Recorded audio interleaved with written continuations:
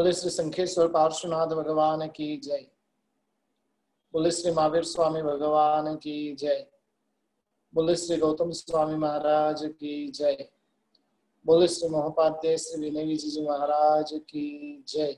बोले श्री सरस्वती मात की जय। लोक स्वभाव भावना, लोक का स्वरूप, लोक का स्वभाव क्या रहा हुआ है, और उस भावना के अंतर्गत हमने कल अधोलोक और मध्य लोक का स्वरूप जाना था। आज ऊर्ध्वलोक के संबंध में कुछ लोक को पार करने के बाद में असंख्य योजन जब ऊपर जाते हैं तब सर्वप्रथम पहला और दूसरा देवलोक आता है। पहला दूसरा आदि जो देवलोक है उनको वैमानिक देव कहे जाते हैं,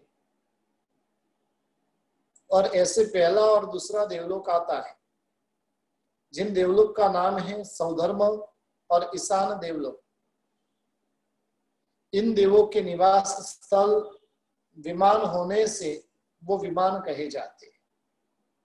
बड़े बड़े विचित्र मान वाले जो विमान होते हैं और इनमें रहने के कारण उनको वैमानिक कहते हैं। इनमें जो देवियां होती है वो दो प्रकार की होती है, परिग्रहिता भी होती है और अपरिग्रहिता भी होती है। इन दो देवलोक में मनुष्य के जैसे ही मैथुन का सेवन होता है। सौधर्म देवलोक में 32 लाख विमान रहे हुए हैं। ईशान देवलोक के अंदर 28 लाख विमान रहे। सौधर्म देवलोक का आयुष्य 1 पल्योपम और उत्कृष्ट आयुष्य 2 सागरोपम रहा हुआ है, और दूसरे देवलोक का आयुष्य जघन्य आयुष्य 1 पल्योपम से कुछ अधिक और उत्कृष्ट आयुष्य 2 सागरोपम से कुछ अधिक रहा हुआ है। पहले किल्बिसिक देवों के विमान हैं। ये देव जो होते वह हल्की जाति के होते हैं। इन देवों का उत्कृष्ट आयुष्य 3 पल्योपम का है। किल्बिसिक देव पहले दूसरे देवलोक के ऊपर दूसरे किल्बिसिक के विमान हैं। इनका आयुष्य 3 सागरोपम का होता है। यानी सबसे पहले किल्बिसिक देव, फिर पहला दूसरा देवलोक, फिर वापस किल्बिसिक देव। उसके बाद में असंख्य योजन जब ऊपर जाते हैं तो तीसरा चौथा देवलोक आता है। तीसरे देवलोक के अंदर 12 लाख विमान रहे हुए हैं, जहां की आयुष्य मिनिमम 2 सागरोपम और उत्कृष्ट से 7 सागरोपम के आयुष्य होती है। यहाँ के जो देव होते जैसे जैसे ऊपर जाते जाते हैं वैसे वैसे उनका सुख वैभव सब कुछ बढ़ता जाता है। पहले दूसरे देवलोक में जो मैथुन का सेवन करते वो अपने तरह ही करते हैं, जबकि तीसरे देवलोक के अंदर मैथुन का सेवन सिर्फ स्पर्श करने के माध्यम से करते हैं। चौथे देवलोक का नाम है महेंद्र देवलोक। इस देवलोक के अंदर 8 लाख विमान रहे हुए। इन देवों का जघन्य आयुष्य 2 सागरोपम से अधिक और उत्कृष्ट आयुष्य 7 सागरोपम से कुछ अधिक रहा हुआ। ये जो 4 देवलोक के पहला दूसरा ऐसे रहा हुआ है, उसके ऊपर ही तीसरा चौथा है। फिर 5वां 6वां 7वां 8वां इस प्रकार से क्रमशः रहा हो ऊपर ऊपर। 5वां देवलोक का नाम है ब्रह्म देवलोक। इस देवलोक के अंदर 4 लाख विमान रहे हुए हैं। जघन्य आयुष्य जो देवों का होता है 7 सागरोपम और उत्कृष्ट आयुष्य उनका 10 सागरोपम रहा हुआ है। ब्रह्म देवलोक के ऊपर और लांतक देवलोक के नीचे तीसरा किल्बिसिक है। उनका आयुष्य 13 सागरोपम का रहा हुआ। यहाँ पर ही इसी देवलोक के अंदर 9 लोकांतिक देव भी रहे हुए होते, जो परमात्मा के दीक्षा आदि के अवसर पर 1 वर्ष पूर्व में जो परमात्मा को दीक्षा प्रवर्तन के लिए, धर्म तीर्थ का प्रवर्तन करने के लिए जो विनंती करने आते हैं, ऐसे देवलोक भी इस विमान के अंदर रहते हैं। उसके ऊपर तीसरा किल्बिसिक रहा हुआ है, जिसका 13 सागरोपम का आयुष्य है। छठा देवलोक लांतक देवलोक के ब्रह्म देवलोक के ऊपर ही लांतक नाम का छठा देवलोक रहा हुआ है। यहाँ पर 50,000 विमान रहे हुए। यहाँ के देवों का जगन्य आयुष्य 10 सागरोपम, उत्कृष्ट आयुष्य 14 सागरोपम का रहता है। यहाँ के देव देवी जो होते खाली रूप को देखकर तृप्त हो जाते, एक दूसरे के रूप को देखते हैं और उनकी वासनाएं शांत हो जाती। फिर 7वां जो देवलोक है वो छठे देवलोक के ऊपर ही है, जिसका नाम है महाशुक्र देवलोक, जहां पर 40,000 विमान रहे हुए। देवों का जगन्य आयुष्य 14 सागरोपम और उत्कृष्ट आयुष्य 17 सागरोपम का होता है। 8वां जो देवलोक है उसका नाम है सहस्त्रार देवलोक, 7वें देवलोक के ऊपर ही रहा हुआ है। यहाँ का जगन्य आयुष्य 17 सागरोपम और उत्कृष्ट आयुष्य 18 सागरोपम का रहा हुआ रहता है। पंचेंद्रिय तिर्यंच जो होते हैं वो मरकर मैक्सिमम 8वें देवलोक तक जा सकते हैं, उसके ऊपर नहीं जाते। चंड कौशिक जो सांप था और वो चंड कौशिक सांप मरकर इसी देवलोक के अंदर उत्पन्न हुआ था। फिर पुनः जैसे पहला दूसरा देवलोक रहा हुआ था, उसी प्रकार से 9वां 10वां 11वां 12वां देवलोक रहा हुआ। 4 देवलोक जो है, 2 एक समान लेवल पर, दूसरे 2 समान लेवल पर। 5वां 6वां 7वां 8वां एक दूसरे के ऊपर। 8वां 9वां समान लेवल पर, 11वां 12वां समान लेवल पर रहा हुआ। 8वें देवलोक का नाम है आनंत देवलोक और 9वें देवलोक का नाम है प्राणत देवलोक। इन देवों का, अनंत देवों का जगन्य आयुष्य 18 सागरोपम और उत्कृष्ट 19 सागरोपम है। प्राणत देवों का जगन्य 19 और उत्कृष्ट 20 सागरोपम का आयुष्य है। वो जो देव होते खाली मन से ही देवी आदि का स्मरण करते हैं और स्मरण करने के साथ में उनकी वासनाएं शांत हो जाती। 11वां 12वां देवलोक है। 11वां देवलोक है आरण देवलोक और 12वां देवलोक है अच्युत देवलोक। ये 9वें 10वें देवलोक के ऊपर रहा हुआ है, जहां पर 300 विमान रहे हुए हैं। 20 सागरोपम का आयुष्य जगन्य और उत्कृष्ट से 21 और अच्युत देवलोक का 21 सागरोपम का जगन्य और उत्कृष्ट से 22 सागरोपम का आयुष्य होता है। इस प्रकार से 12 देवलोक के विमान रहे हुए हैं। बहुत बड़े बड़े विमानों के अंदर ये देव रहते हैं, जिनका जन्म वगैरह फूलों की सैया में किसी भी प्रकार की गंदगी वगैरह इनके शरीर में होती नहीं है। यहाँ पर सम्यक दृष्टि मिथ्या दृष्टि दोनों प्रकार के देव होते हैं। और इस प्रकार से 12 देवलोक के ऊपर जब जाते हैं तो 9 लोग ग्रैविक देव आते हैं।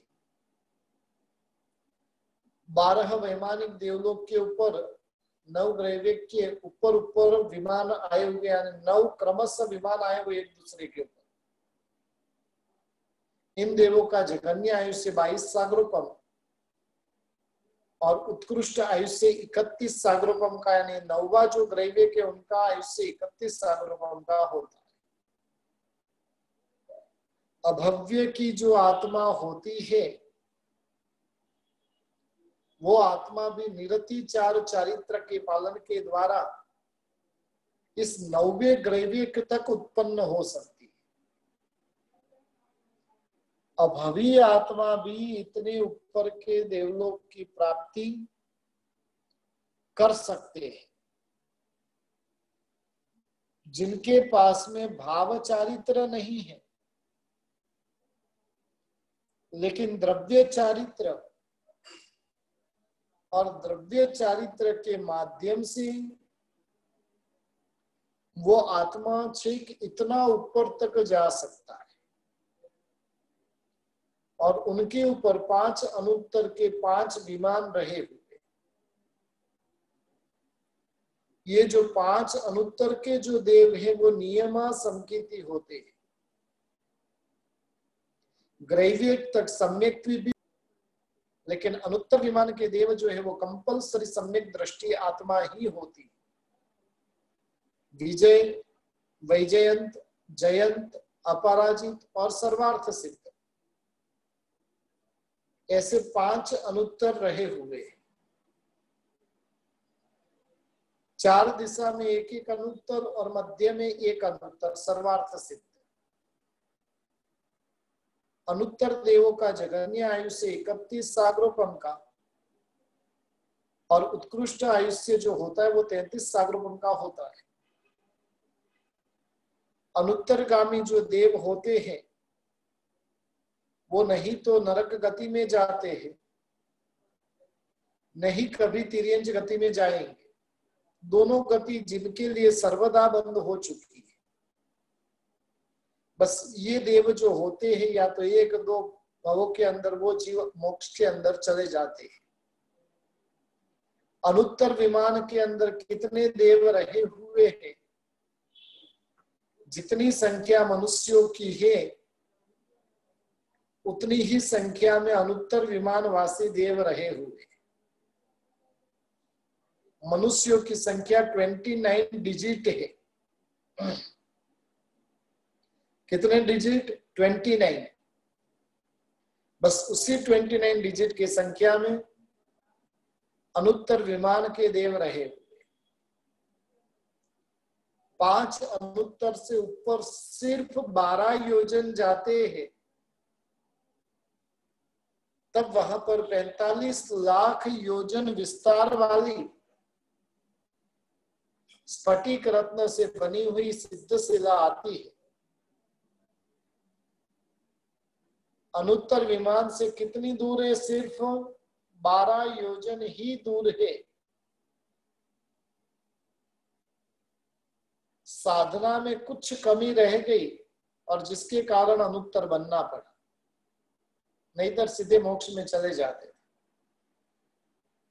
लेकिन अनुत्तर में गए इसलिए संसार कितना बढ़ गया, तो कि मिनिमम 33 सागरोपम का तो बढ़ गया। और उसके ऊपर जो सिद्ध शिला रही हुई स्फटिक रत्न से बनी हुई है, बीच में 8 योजन मोटी है। मक्खी जो होती है ना, उसकी पंख जितनी होती है, जैसे छाते को उल्टा कर दिया हो, और उस प्रकार की सिद्ध शिला रही हुई।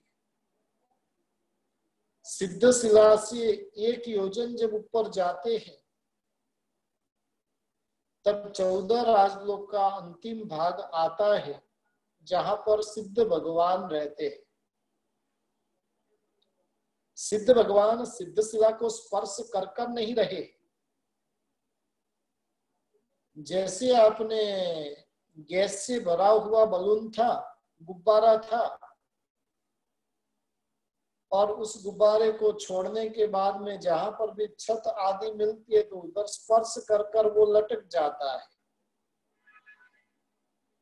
उसी प्रकार से सिद्ध भगवंत भी इस लोक के अंदर, लोक के अंतिम छोर पर वो गुब्बारे की तरह लटके हुए।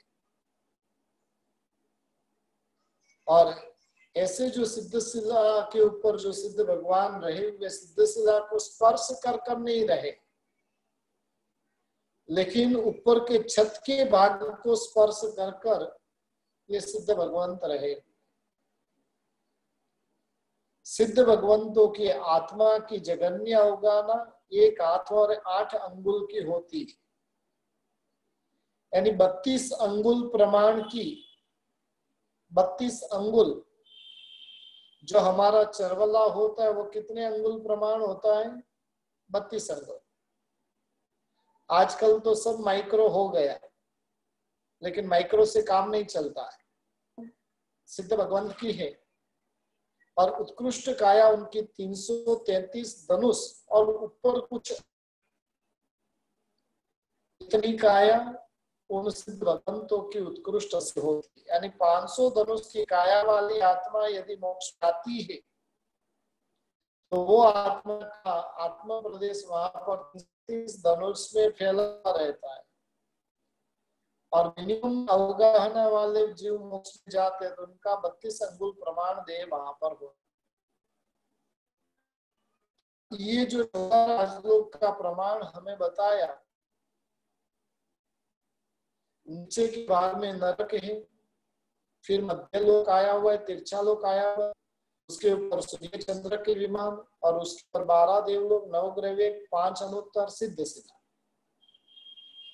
ये पूरा जो लोक है उसका प्रमाण 14 राजलोक होता है। ये लोक जो रहा हुआ है वो पुरुष की भांति है, अनादि काल से अश्रांत होकर खड़ा है, वो कभी थकता ही नहीं। हालांकि कोई आत्मा नहीं है, ये जड़ के स्वरूप में अनंत काल तक बिना कोई आधार लिए इसी प्रकार से बना हुआ रहेगा, इसमें कोई भी परिवर्तन आना नहीं। 2 पैरों को चौड़ा कर कर, दोनों हाथों को कमर के भाग के ऊपर रखकर जिस प्रकार की पुरुष की आकृति होती है वैसी आकृति 14 राजलोक की है। 7वीं नरक का विस्तीर्ण भाग सबसे हाईएस्ट 7 रज्जुलोक प्रमाण का होता है। मध्य भाग में उसकी चौड़ाई कम होते होते 1 राजलोक प्रमाण रहती है। दोनों कोणियों के आकार पर पहुंचते तब 5 राजलोक की होती है और वापिस अंतिम में पहुंचते तब 1 राजलोक तक की उनकी ऊंचाई होती है। इस प्रकार से इस विश्व का नहीं कोई करता है, नहीं कोई इसका संहारक रहा हुआ है। इस लोक में सदा के लिए धर्मास्तिकाय, अधर्मास्तिकाय, आकाशास्तिकाय, उद्बलास्तिकाय, जीवास्तिकाय और काल, ये अस्तिकाय, ये द्रव्य रहे हुए। धर्मास्तिकाय का काम होता है, यहाँ पर धर्म का अर्थ जो हम धर्म करते उस अर्थ में नहीं है, लेकिन धर्मास्तिकाय का अर्थ होता है गति के अंदर सहायता प्रदान करना। मछली में गति करने शक्ति रही हुई है, लेकिन यदि उसे जल नहीं मिले तो वो गति नहीं कर पाता। आत्मा और पुद्गल में गति की शक्ति है, लेकिन वो गति कब कर पाएंगे? तो कि जब धर्मास्तिकाय रहेगा तो। धर्मास्तिकाय जहां पर नहीं है वहां पर गति भी कर पाते नहीं है। एक प्रश्न जगता है कि सिद्ध भगवान 14 राजलोक के अंतिम छोर पर जाकर क्यों रुक जाते, उसके आगे क्यों नहीं जाते? और उसका यही कारण है कि 14 राजलोक के बाहर धर्मास्तिकाय नहीं है। गति में सहाय कर सके ऐसे तत्व वहां पर रहे हुए नहीं है। और इसलिए जैसे धर्मास्तिकाय नाम का द्रव्य है, उसी प्रकार से अधर्मास्तिकाय नाम का द्रव्य रहा। धर्मास्तिकाय गति में सहायक बनता है तो अधर्मास्तिकाय स्थिति में सहायक बनता है। स्थिरता करनी हो तो वो अधर्मास्तिकाय के कारण कर सकते। जैसे कोई व्यक्ति गति कर रहा है, अब उसे रुकना है तो वो कब रुकेगा? जहां पर छाव मिलेगी तो वो रुकेगा, छाया नहीं मिलेगी तो उसको चलते ही रहना पड़ेगा। बस उसी प्रकार से अधर्मास्तिकाय हमें स्थिति के अंदर, स्थिरता के अंदर सहायक बनता है। आकास्तिकाय जो लोक और अलोक दोनों में रहा हुआ है। जितने भी द्रव्य है, सब द्रव्यों को रहने के लिए जगह देने का काम आकाश करता है।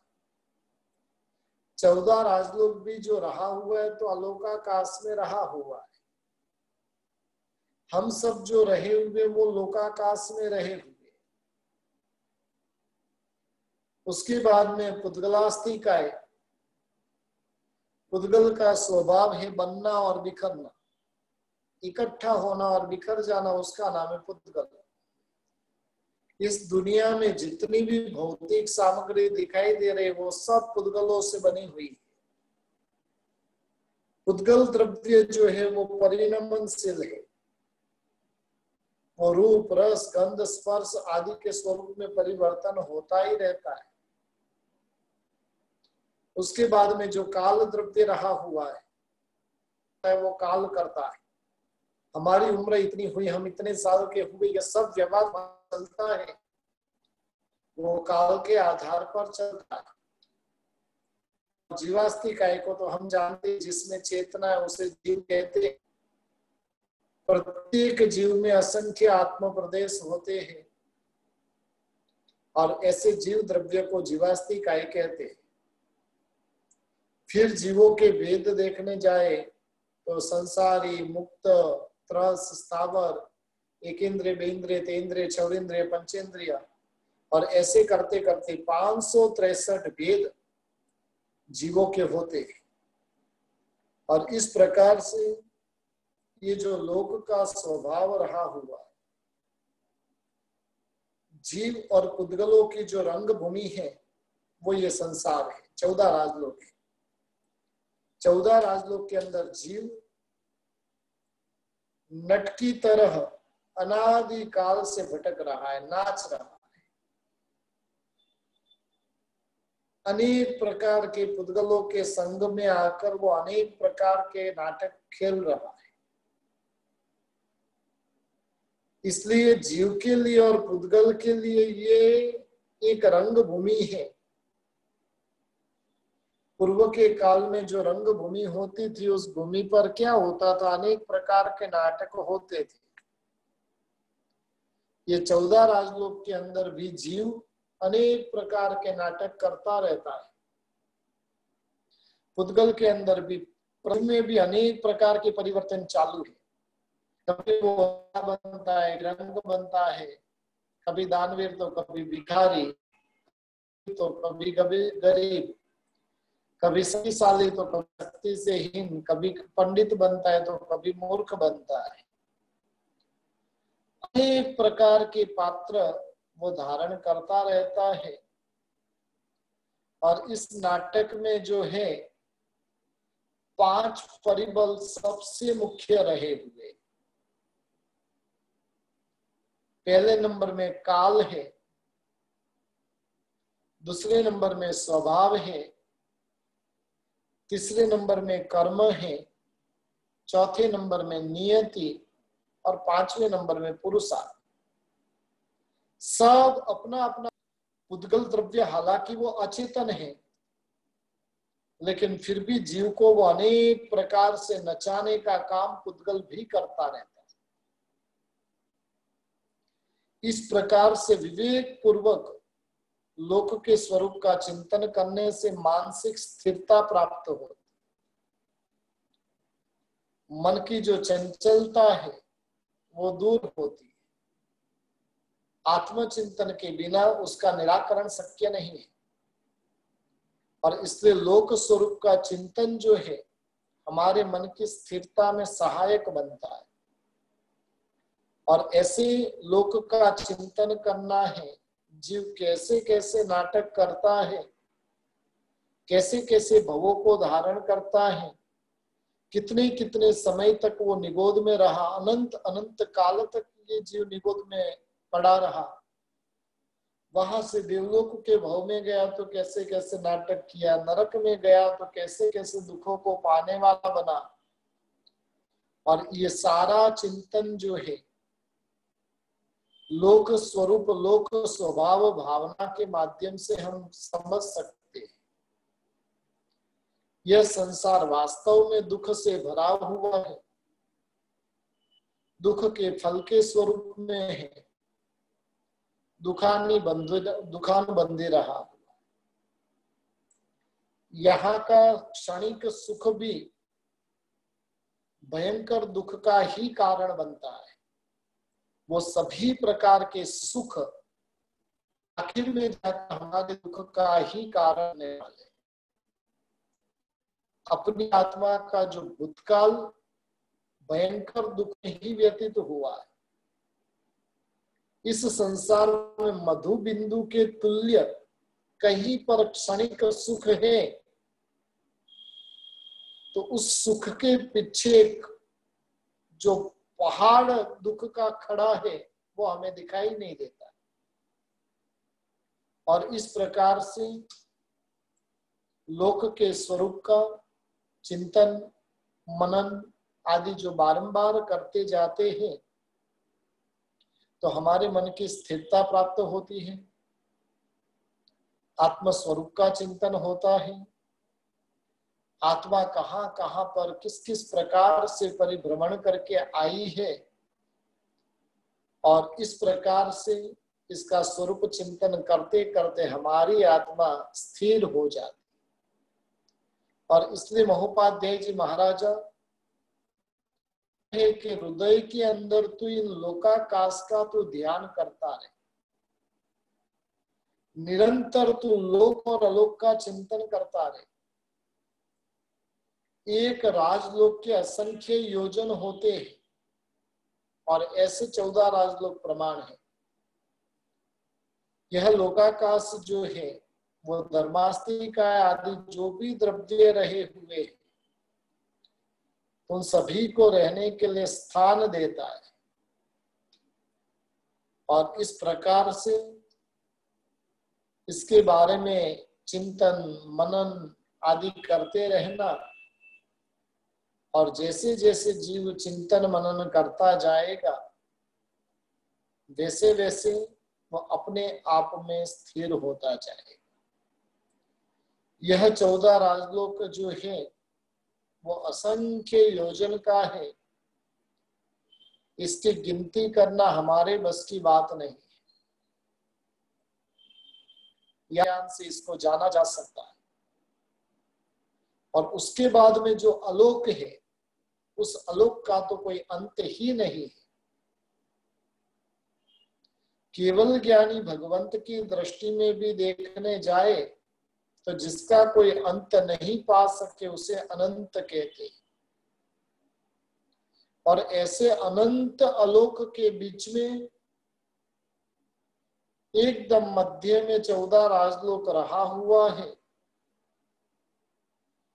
वो 14 राजलोक हमारा एक बिंदु के समान है। जैसे वो दीपक की लौ जो चमक रही होती है, उस प्रकार से 14 राजलोक के अंदर ये हमारा जो धर्म लोकाकाश जो रहा हुआ वो उसी तरह से रहा हुआ। बस ऐसे संसार में जीव ने सब जगह पर उसने परिभ्रमण किया है। अब तो सोचना है इस छुटकारा कैसे पाया जाए। क्यों? तो जिसके माध्यम से मेरा संसार सीमित बने, और इस प्रकार से लोकाकाश का चिंतन करना है, लोक स्वरूप का चिंतन करना है। लोक के अंदर जो पुद्गल आदि जो रहे हुए वो भी पुद्गल कैसे कैसे प्रकार के होते हैं। एक पुद्गल जीवन देता है तो एक पुद्गल जीवन लेने का भी काम करता है। एक पुद्गल जो है वो आनंद का कारण बनता है तो वहीं पर दूसरा पुद्गल वो दुख का कारण बनता है। और जीव का संसार यदि है तो इन पुद्गलों के कारण ही है। पुद्गलों को देखा, मोहित हुआ, कर्म का बंधन कर लिया। जो कुछ भी हम इंद्रिय के द्वारा भुगतते हैं वो भोगना मात्र और मात्र सिर्फ उसका स्पर्श करते के रस लेते तब तक है, उसके बाद तो वो अनेक प्रकार के दुख का कारण बनते हैं। और इस प्रकार से चिंतन मनन हमें करना है। जीव और पुद्गल की विभिन्न प्रकार की क्रियाएं जो रही हुई है, इसी लोक में रहते हुए जो आत्मा आत्मिक भावों को पाने का प्रयत्न करते हैं, तो वो केवल ज्ञान को भी पा लेता है और मोक्ष में भी चला जाता है। और इस संसार की उलझन में जो उलझ जाता है के अंदर परिभ्रमण करता रहता है। बस हमें उलझना है कि यहां से छुटकारा पाना है। यदि लोकाकाश में पर्यटन करते करते जो गुम चुके हो, तो क्या करो? तो कि शांत सुधारस का पान करो। तो शरण दाता ऐसे प्रभु की शरणागति स्वीकार करो। पहला प्रश्न है कि ये संसार में परिभ्रमण करते हुए हम थके हैं कि नहीं? और जो थके हैं उनके लिए ये ग्रंथ है, जो थके नहीं है उनके लिए ये ग्रंथ नहीं है। इस संसार के परिभ्रमण से यदि हम कंटाल चुके हैं, संसार भ्रमण हमको खेद रूप लगता है, ये संसार हमें बंधन स्वरूप लगते हैं, तो क्या करना? हृदय में विनय गुण को धारण करना, शांत सुधारस का पान करना, जिनेश्वर देवों की शरणागति स्वीकार करना। और इस प्रकार से जो शरणागति स्वीकार करता है वो समस्त कल्याण को पा लेता है। और समस्त कल्याण को पाने की यदि कोई जड़ है, तो उस जड़ को महोपाध्याय जी महाराजा बताते हुए कहते हैं कि वो है विनय धर्म रहा हुआ। ये प्रकार के धर्मों का मूल है विनय। वो सर्व गुणों को खींचकर लाने वाला लो चुंबक है। विनय गुण धारण करने के बाद में जो जीव शांत सुधारस का पान करता है, वो जीव आत्म गुणों को प्राप्त करता है। पहले वो आत्मा शांत होती है और शांत होने के बाद में वो आत्मा गुण वैभव की प्राप्ति करती है। अनादि काल के कुछ संस्कारों के कारण आत्मा में जो क्रोधादि कसायों की आग लगी हुई है, प्रसम रस के निरंतर अभ्यास से इस आग को शांत की जा सकती है। जब तक हृदय में क्रोध मान की प्रबलता रहेगी, तब तक प्रभु की शरणागति प्राप्त हो सकती नहीं है। भव बंधन से यदि तो परमात्मा के प्रति समर्पण वो अनिवार्य रहे। परमात्मा राग द्वेष के विजेता है, वो दूसरों को भी राग द्वेष के विजेता बनाने वाले। तिन्नाणम तारयाणम परमात्मा है। जिनाणम जावयाणम तिन्नाणम तारयाणम बुद्धाणम मोहयाणम मुक्ताणम मोहगाणम, ये परमात्मा है। बस ऐसे परमात्मा की शरणागति को स्वीकार करें तो इस लोक से छुटकारा पाकर लोक के अंतिम भाग के अंदर हमारा स्थान हो सकता है। बस रिजर्वेशन तो हमारा हुआ हुआ ही है, अब कब पहुंचना है वो अपन को तय करना है। अभवी आत्मा और दुर्भवी आत्मा को छोड़कर बाकी सभी आत्माओं का रिजर्वेशन मोक्ष में हो चुका है। अब उस रिजर्वेशन को कब वहां पर उस गाड़ी के अंदर बैठकर मोक्ष रूपी मंजिल में पहुंचना है वो हमें तय करना है। घर में ही बैठे रहना है, दुकान में ही बैठे रहना है, शरीर में ही रमणता करते रहना है कि मोक्ष पाना है। जिन किसी को भी मोक्ष पाना है पुरुषार्थ करे, और पुरुषार्थ करने के साथ में उसे मोक्ष की प्राप्ति हो सकती है। बस लोक के स्वरूप को जानकर इस लोक में कैसे कैसे दुख हमारी आत्मा पाई है उसका चिंतन मनन करते हुए भीतर में वैराग्य प्रबल बनाए और हम भी परमात्मा स्वरूप में बने, ऐसे मंगलमय भाव के